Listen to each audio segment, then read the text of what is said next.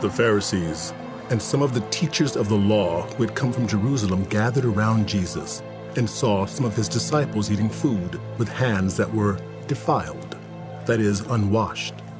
The Pharisees and all the Jews do not eat unless they give their hands a ceremonial washing, holding to the tradition of the elders. When they come from the marketplace, they do not eat unless they wash, and they observe many other traditions such as the washing of cups, pitchers, and kettles. So the Pharisees and teachers of the law asked Jesus, "Why don't your disciples live according to the tradition of the elders instead of eating their food with defiled hands?" He replied, Isaiah was right when he prophesied about you hypocrites. As it is written, "These people honor me with their lips, but their hearts are far from me. They worship me in vain. Their teachings are merely human rules." You have let go of the commands of God and are holding on to human traditions. and he continued, You have a fine way of setting aside the commands of God in order to observe your own traditions. For Moses said, "Honor your father and mother, and anyone who curses their father or mother is to be put to death." But you say that if anyone declares that what might have been used to help their father or mother is Corban, that is, devoted to God, then you no longer let them do anything for their father or mother. Thus, you nullify the word of God by your tradition that you have handed down, and you do many things like that. Again Jesus called the crowd to him and said, Listen to me, everyone, and understand this.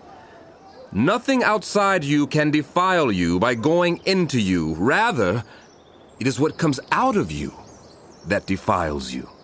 After he had left the crowd and entered the house, his disciples asked him about this parable.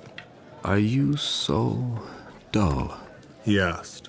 Don't you see that nothing that enters you from the outside can defile you? For it doesn't go into your heart, but into your stomach, and then out of your body. In saying this, Jesus declared all foods clean. He went on, What comes out of you is what defiles you.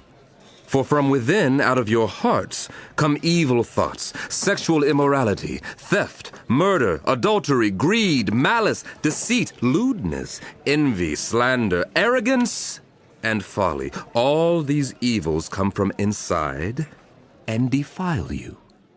Jesus left that place and went to the vicinity of Tyre.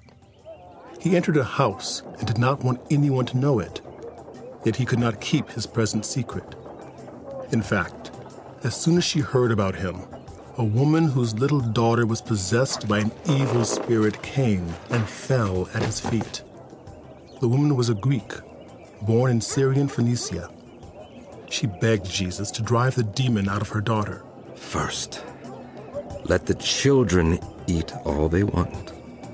For it is not right to take the children's bread and toss it to the dogs. Oh, Lord, even the dogs under the table eat the children's crumbs.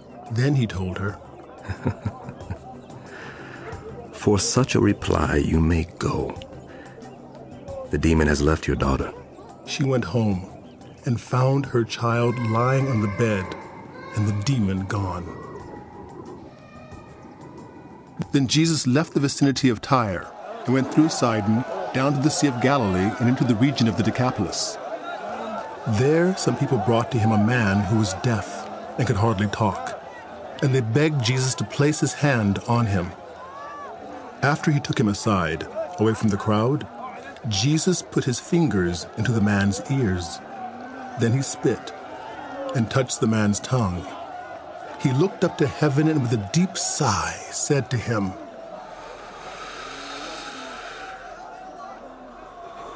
Father, which means, be opened. At this, the man's ears were opened, his tongue was loosened, and he began to speak plainly. Jesus commanded them not to tell anyone, but the more he did so, the more they kept talking about it. People were overwhelmed with amazement. He has done everything well, They said, He even makes the deaf hear and the mute speak.